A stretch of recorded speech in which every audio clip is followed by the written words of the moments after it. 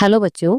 आज हम जो चैप्टर पढ़ने जा रहे हैं उसका नाम है लखनवी अंदाज, जो लेखक यशपाल जी द्वारा लिखा गया है। इस पाठ में लेखक ने ऐसे लोगों पर व्यंग्य किया है जो असलियत से अनजान एक बनावटी जीवन शैली के आदी हो चुके हैं, और साथ ही उन्होंने इस कहानी के माध्यम से ये सिद्ध करने का प्रयास किया है कि बिना विचार, घटना और पात्रों के भी कहानी लिखी जा सकती है। तो चलिए शुरू करते हैं और पढ़ते हैं लखनवी अंदाज। इस कहानी में लेखक अपनी एक रेल यात्रा का वर्णन करते हुए बताते हैं कि एक बार वह एक नई कहानी के बारे में सोच रहे थे, लेकिन उसके लिए उन्हें भीड़ भाड़ से अलग एक एकांत माहौल चाहिए था। इसीलिए वह अकेले रेल में सफर करते हुए अपनी कहानी लिखना चाहते थे। ट्रेन की सेकंड क्लास का टिकट थोड़ा महंगा था, लेकिन भीड़ भाड़ से बचने के लिए उन्होंने सेकंड क्लास का ही टिकट खरीद लिया, ताकि वह एकांत में अपनी नई कहानी के बारे में सोच सके और साथ ही खिड़की से प्राकृतिक दृश्य का नजारा भी ले सके। लेखक जिस लोकल ट्रेन से जाना चाहते थे, किसी कारण थोड़ी देरी होने की वजह से लेखक से वह गाड़ी छूट रही थी। तभी सेकंड क्लास के एक छोटे डिब्बे को खाली समझकर लेखक दौड़कर उसमें चढ़ गए। लेखक ने ये अंदाजा लगाया कि लोकल ट्रेन का वो सेकंड क्लास का छोटा डिब्बा खाली ही होगा, लेकिन ऐसा नहीं था। उस डिब्बे के एक बर्थ पर लखनऊ के नवाबी परिवार से संबंध रखने वाले एक सज्जन व्यक्ति बहुत ही सुविधा से पालती मारकर बैठे हुए थे, जिनके सामने तौलिए पर 2 खीरे रखे हुए थे। लेखक को ऐसा लगा कि जैसे अचानक उनके वहां आ जाने के कारण नवाब साहब के ध्यान में बाधा पड़ गई हो, जिससे उनकी नाराजगी साफ दिखाई दे रही थी।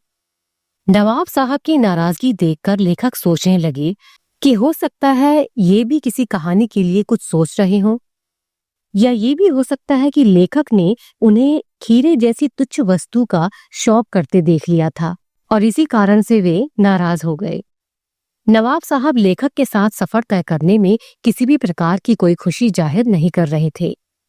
लेखक भी बिना नवाब की ओर देखते हुए उनके सामने की सीट पर जाकर बैठ गए और खाली बैठे हुए हमेशा की तरह कुछ न कुछ सोचने लगे। लेखक उस व्यक्ति के बारे में सोचते हुए जा रहे थे कि शायद नवाब साहब ने बिल्कुल अकेले यात्रा करने के लिए सेकंड क्लास का टिकट खरीद लिया होगा, लेकिन उन्हें अब ये बात सहन नहीं हो रही होगी कि शहर का कोई सफेद कपड़े पहने हुए व्यक्ति उन्हें इस तरह बीच वाले दर्जे में यानी सेकंड क्लास के डिब्बे में सफर करता हुआ दिखे। लेखक के कहने का ये अर्थ है कि नवाबी लोग हमेशा पहले दर्जे में ही सफर किया करते थे, यानी फर्स्ट क्लास डिब्बे में ही बैठा करते थे, लेकिन लेखक ने उन्हें दूसरे दर्जे में सफर करते हुए देख लिया। शायद इसीलिए उन्हें लेखक के सामने झिझक महसूस हो रही थी, या अकेले सफर में वक्त काटने के लिए नवाब साहब ने खीरे खरीदे होंगे, लेकिन अब उन्हें लेखक के सामने वो खीरे खाने में शर्म आ रही होगी। लेखक बताते हैं कि नवाब साहब उनके सामने वाली बर्थ पर आंखें झुकाए बैठे हुए थे, लेकिन तिरछी नजरों से वह बार बार नवाब साहब की ओर देखे जा रहे थे। कुछ देर बाद नवाब साहब ने लेखक से खीरे खाने के लिए पूछा, लेकिन लेखक ने बहाना करके खीरे खाने से मना कर दिया। नवाब साहब ने खिड़की से बाहर देखा और उसके बाद खीरों को धोकर उन्हें फाकों में छिलकर उन पर जीरा मिला नमक और लाल मिर्च की सुर्खी बुरक दी। नवाब साहब का मुंह खीरे के रस के स्वाद की कल्पना मात्र से ही भर गया था।